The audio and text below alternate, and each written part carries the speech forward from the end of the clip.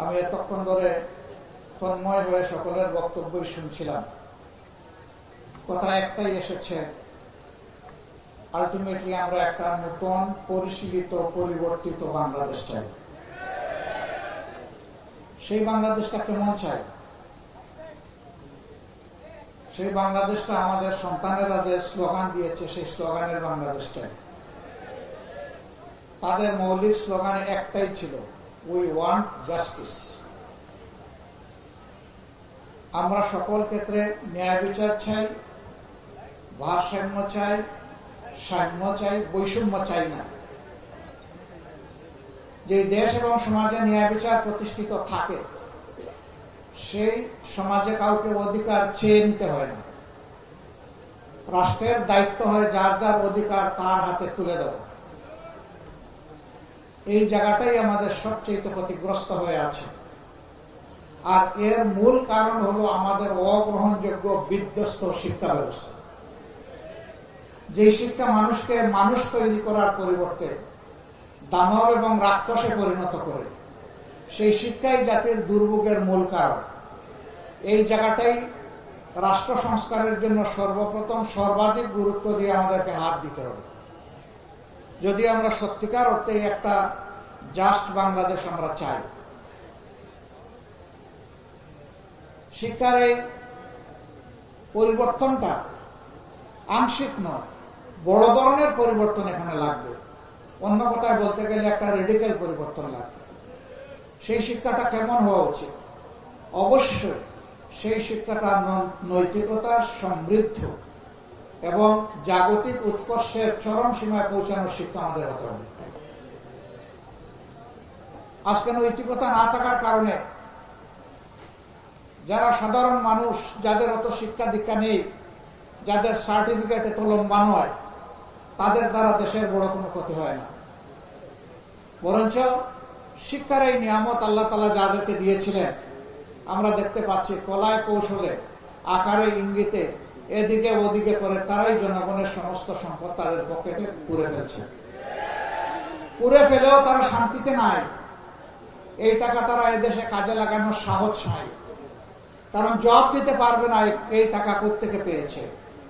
এই জন্য জনগণের টাকা পকেট কেটে এখান থেকে সংগ্রহ করে সমস্ত টাকা এখন বিদেশে পাচার করে দিচ্ছে। এ পর্যন্ত যে তথ্য এসেছে তাতে 26 লক্ষ কোটি টাকা সেই 15.5 বছরে বাংলাদেশ থেকে পাচার করা হয়েছে। আফসোস, এই সরকার খুব বড় গলায় অমুক চুর তুমুক চুর মানুষকে এই ধরনের অপমান করত। জাতীয় শীর্ষ নেতৃবৃন্দকে অপবাদ দিয়ে লাঞ্ছিত করেছে, কষ্ট দিয়েছে। সবচেয়ে বেশি আক্রোশ মিটিয়েছে উলামায়ে কেরামের অসহ্য যন্ত্রণা। উলামায়ে কেরামকে কোনোভাবেই সহ্য করতে তারা পারেনি, যার কারণে আমরা দফায় দফায় দেখেছি যারা ইমানদার দেশপ্রেমিক মানুষ তাদেরকেই সবচেয়ে বেশি অপমানিত করা হয়েছে। হাজার হাজার উলামায়ে কেরামকে মিথ্যা মামলা দিয়ে জেলে নিয়ে লাঞ্ছিত করা হয়েছে। কোরআনের পাকি হাফিজ অনেক এতিমকে নির্বিচারে গুলি করে হত্যা করা হয়েছে। বাপখানা এমন ছিল যে এরা কোনো মানুষও নয় এবং সাধারণ প্রাণীর পর্যায়ে পড়ে না, তারা বোধহয় আরো উপেক্ষিত কোনো কিছু। শাপলা চত্বরের ঘটনা এই দেশবাসী কখনো ভুলেনি এবং ভুলবে না। এটাকে নিয়ে কত উপহাস করা হয়েছে।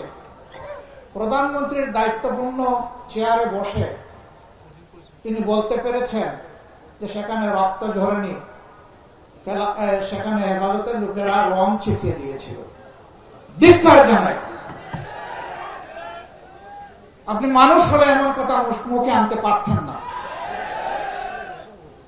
আরেকজন পুষ্যমন্ত্রী তিনি বলেছেন এই ছাত্রদের আন্দোলনের যখন ক্লাইম্যাক্সের দিকে যাচ্ছিল যে সাবধান করে দিচ্ছি, বাড়াবাড়ি করবে না, যদি বাড়াবাড়ি করো তাহলে 5 মে যেটা হয়েছিল শাপলা চত্বরে রাত 12টার পরে সবকিছু সাফ করে দেওয়া হয়েছিল। এই কথার মাধ্যমে তিনি আত্মস্বীকৃত খুনি হিসাবে তার দলকে দুনিয়ার সামনে প্রেজেন্ট করেছেন। এদের খুনের ইতিহাস নতুন নয়। আমরা শ্রদ্ধা জানাই 47-এ যারা লড়াই করেছেন, 71-এ যারা লড়াই করেছেন, 24-এ যারা লড়াই করেছেন। 47-এর কারণে যে ভূখণ্ড তৈরি হয়েছিল আজকে তাই বাংলাদেশ। সেই ভূখণ্ড তৈরির জন্য যারা তাদের সমস্ত মেধা যোগ্যতা নিয়োজিত করেছিলেন, তারা পরবর্তী পর্যায়ে বিভিন্ন দলে তারা বিভক্ত হয়েছিলেন, কিন্তু জাতিকে দেওয়া অঙ্গীকার তারা পূরণ করেননি। 23 বছরের বৈষম্যের বিস্ফোরণ ঘটেছিল 71 সালে। আবার 71 সালে জাতির অধিকার, ভোটের অধিকার স্বীকার না করার কারণে, ভোটকে মূল্যায়িত না করার কারণে অনিবার্য হয়েছিল মুক্তিযুদ্ধ। আবার মুক্তিযুদ্ধের মধ্য দিয়ে যে কমিটমেন্ট, অঙ্গীকার জাতিকে দেওয়া হয়েছিল তা করা হলো লঙ্ঘন। সোনার বাংলা বানাতে গিয়ে দেশকে বানানো হলো শ্মশান বাংলা। আমাদেরকে উপহাস করে বিদেশ থেকে বলা হলো বাংলাদেশ একটা তলাবিহীন জুড়ির দেশ। এই জুড়িতে যা রাখা হয় এটা পাতালে চলে যায়, পরে আর এটার কোনো খবর পাওয়া যায় না। এবং এর আত্মস্বীকৃত নেতা ছিলেন জনাব শেখ মুজিবুর রহমান সাহেব। তিনি তার সঙ্গীদের ব্যাপারে যে সার্টিফিকেট দিয়ে গিয়েছেন, এর চাইতে বড় সার্টিফিকেট আর কেউ দিতে পারবে না। তিনি ডাইনের লোক, বামের লোক, সামনের লোক, পিছনের লোক, চতুর্দিকের লোকের ব্যাপারে একটা সার্টিফিকেট দিয়েছিলেন। আপনারা জানেন তো কি সার্টিফিকেট? আমি বলতে গেলাম না। আপনারাই যেহেতু সচেতন, বুদ্ধা, শ্রোতা, আপনারাই বললেন। এই যাদেরকে তিনি রেখে গিয়েছিলেন তাদের বুকে দেশপ্রেম, মানুষের প্রতি মমত্ববোধ, ভালোবাসা জনগণ আর দেখতে পেল না। তারা অনেক বড় বড় বুলিয়া উড়াইয়া বিশেষ একটা বোঝাপড়ার মধ্য দিয়ে 2009 সালের 10 জানুয়ারি ক্ষমতায় এসেছিল, অথবা 7 জানুয়ারি হবে, আমি একটু কনফিউজড আছি। তারা ক্ষমতায় আসার পরে কি শুরু করলেন? তারা ক্ষমতায় আসার আগে যা জানান দিয়েছিলেন তাই শুরু করলেন। 2006 সালের 28 অক্টোবর জোট সরকারের শেষ দিন ছিল। সেই দিনে সারা দেশে স্বয়ং তখনকার বিরোধী দলীয় নেত্রীর আহ্বানে যারা রক্তচোষা তারা সবাই চলে এসেছিলেন ঢাকায়। লগি বইটার তাণ্ডবে মানুষ খুন করে তারা জানান দিয়েছিলেন, আমরা যদি ক্ষমতায় যাই তাহলে আমরা এই কর্মসূচিটাই বাস্তবায়ন করব। তাই করেছেন। ক্ষমতায় বসার মাত্র 2 মাস পূরণ হয়নি। 25 এবং 26 ফেব্রুয়ারি পিলখানায় তৎকালীন বিডিআরের সদর দপ্তরে 57 জন চৌকস দেশপ্রেমিক সেনা অফিসারকে হত্যা করার মধ্য দিয়ে তাদের যাত্রা শুরু হয়েছে। এরপরে অন্যতম দেশপ্রেমিক শক্তি জামাতকে তারা বাছাই করে নিয়েছিলেন এবং আমাদের 1-2 করে 11 জন শীর্ষ দায়িত্বশীলকে তারা নির্মমভাবে হত্যা করেছে। কাউকে ফাঁসি দিয়ে, কাউকে জেলের ভিতরে ঠেলে দিয়ে।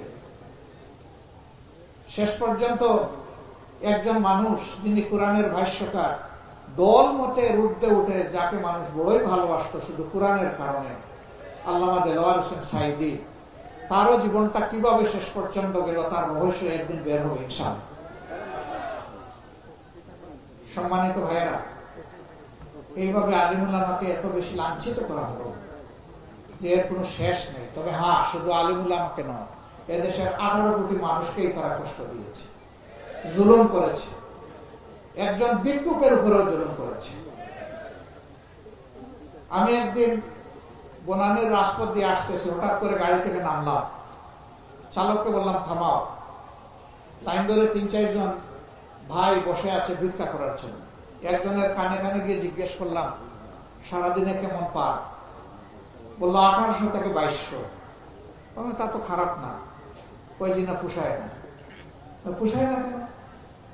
অনেকের বেতনের চাইতে তো ইনকামটা বেশি। বলে যে এখানে খাজনা দিয়ে সকালবেলা বসতে হয়, অগ্রিম খাজনা আদায় করে তারপরে বসতে হয়। জিজ্ঞেস করলাম খাজনা কারে দেন? বলে যে কেটার দেন। তো রেট কত? এক এক জায়গার এক রেট। তারাও তখন ক্যাডার বুঝতো। ক্যাডার আমরা বুঝতে পারছি তো এই ক্যাডার কারা। এরা এতই নিচু মনা যে আমাদের ভিক্ষুক ভাইগুলার কাছ থেকেও তারা ভিক্ষা নিত। তো এরা কার উপর জুলুম করেন নাই বলে? এরা সবার উপর জুলুম করেছে।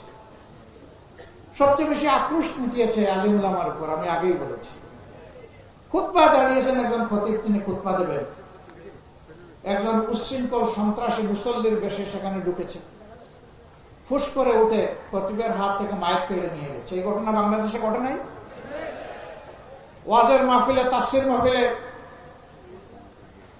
একজন ওয়াজ করছেন, একজন মুফাসসির তিনি তাফসির করছেন, সেখানে বিশৃঙ্খলা সৃষ্টি করা হয়েছে, তাকে অপমান করা হয়েছে, মাইক কেড়ে নেওয়া হয়েছে, মাহফিল বন্ধ করে দেওয়া হয়েছে। কোন কোন ক্ষেত্রে থানা পুলিশকে অন্যায়ভাবে ব্যবহার করা হয়েছে। কেন এত আক্রোশ? আপনারা না বলেন যে সকল ধর্ম বর্ণের মানুষ শান্তিতে তাদের ধর্মকর্ম পালন করতে পারবে? আমরা আপনাদের আপনাদের ব্যাপারে একটা কথা গভীরভাবে বিশ্বাস করি, আপনারা যা মুখে বলেন তা করেন না, আর যা করেন তাই বলেন না। আপনাদের চরিত্র সম্পূর্ণ বিপরীতমুখী। আমরা এটা বলি না, কিন্তু যা আমরা করি জনগণ তার সাক্ষী হয়। এবারকার এই বিপ্লবের পরে অনেকে উস্কানি দিয়েছিল, তারা ওত পেতে অপেক্ষা করছিল যে বাংলাদেশে একটা ব্যাপক বিশৃঙ্খলা দেখা দেবে। কিন্তু আলহামদুলিল্লাহ, আল্লাহ শুকর, দায়িত্ব নিয়ে সমস্ত ইসলামী দল তারা পাহারাদারের দায়িত্ব পালন করেছে। এখানে আলিয়া কওমি ছিল না, জামাত হেফাজত ছিল না, আমরা সবাই একাকার হয়ে গিয়েছিলাম। আমরা মানুষকে আশ্বস্ত করে বলেছি, আমরা মেজরিটি মাইনরিটি মানি না। এ দেশ আমাদের সকলের। আল্লাহ যাদেরকে এখানে পয়দা করেছেন, নাগরিক অধিকার সকলেই সমানভাবে ভোগ করবে। তবে আমরা এও বিশ্বাস করি, দেশের নিরাপত্তা ব্যবস্থা এমন হওয়া উচিত, যদি আমার মসজিদ পাহারা দেওয়ার দরকার না হয়, তাহলে মন্দিরে যেন পাহারা দেওয়ার দরকার না হয়। যে যার ধর্মকর্ম করবে, এখানে আমরা কারোর উপর জোর করবো না। তবে আমরা মানুষকে আল্লাহর বাণী শোনাতেই থাকবো, এটা থেকে আমরা বিরত হব না। এ দাওয়াত আমাদের চলবে, কেউ পছন্দ করুক অথবা না করুক। সম্মানিত ভাইয়েরা, এখন একটা আকাঙ্ক্ষার নতুন বাংলাদেশ চাই, যেটা আমাদের সন্তানেরা, যুবকরা চেয়েছে। আমি গভীর শ্রদ্ধা নিবেদন করি তাদের প্রতি। 15.5 বছর তিলে তিলে যন্ত্রণা সহ্য করে আমরা বহু আন্দোলন করেছি, কিন্তু এই আন্দোলনের পরিসমাপ্তি আমরা টানতে পারিনি। আমাদের সন্তানদের হাতে পরিসমাপ্তি হয়েছে। তাদেরকে ভালোবাসা জানাই, শ্রদ্ধা জানাই, সেলিউট জানাই। আমরা তাদের জন্য গর্বিত, কারণ আমরা তাদের গার্জিয়ান, আমরা তাদের পিতামাতা। এমন সন্তান আল্লাহ তাআলা এই জাতির মধ্যে আরো বেশি বেশি করে পয়দা করুন, তাই দোয়া করি। এবং আগামীর বাংলাদেশের চালিকা শক্তিটা তাদের হাতে তুলে দিয়ে আমরা তাদেরকে পিছন দিক থেকে সহযোগিতা করতে চাই, দোয়া করতে চাই। তারা এই দেশকে সামনে এগিয়ে নেবে ইনশাআল্লাহ। আমরা সেই বাংলাদেশের অপেক্ষায় আছি এবং গভীরভাবে বিশ্বাস করি, যে যেমনটাই মনে করো, সমস্ত সৃষ্টির স্রষ্টা যে বিধান দিয়েছেন তার বাইরে মানুষের জন্য কোন মুক্তির পথ খোলা নেই। একমাত্র পথ হচ্ছে আল কোরআনের শাসন। এই শাসনের জন্য একটা জিনিসই প্রয়োজন, ঐক্য। তারপরে কি ঐক্য, এরপরে কি ঐক্য। এর বাইরে যাওয়ার কোনো সুযোগ নেই। আর যেন আলিম উলামা ইসলামী দলগুলোর মাথার উপরে কেউ কাঁঠাল ভেঙে খেতে না পারে, সেই ব্যাপারে আমাদেরকে সজাগ হতে হবে, সোচ্চার হতে হবে। আল্লাহ তাআলা আমাদেরকে হৃদয়ের কাছাকাছি এনে দিন। আমাদের মধ্যে উলফত মহব্বত আল্লাহ তৈরি করে দিন। ভাই হিসাবে আমাদের মধ্যে আল্লাহ তাআলা বুনিয়ানুল মারসুসের নিয়ামত দান করুন। সকল প্রকার হীনমন্যতা, সংকীর্ণতা থেকে বের হয়ে উদারতা এবং ভালোবাসা দিয়ে আমরা যেন পরস্পরকে জড়াইয়ে ধরতে পারি, সেই তৌফিক আল্লাহ তাআলা দান করুন। আমি খেলাফত মজলিসের আজকের এই অধিবেশনের সার্বিক সাফল্য কামনা করছি। আবারও আমাকে এখানে দুটি কথা বলার সুযোগ দেওয়ার জন্য আমি আমার পক্ষ থেকে এবং সংগঠনের পক্ষ থেকে গভীর কৃতজ্ঞতা জ্ঞাপন করছি। আল্লাহ আপনাদের সকলের হায়াতে, সিহাতে, ইজ্জতে, ইলমে, আমলে এবং রিজকে বারাকা দান করুন। আসসালামু আলাইকুম ওয়া রাহমাতুল্লাহি ওয়া বারাকাতুহু।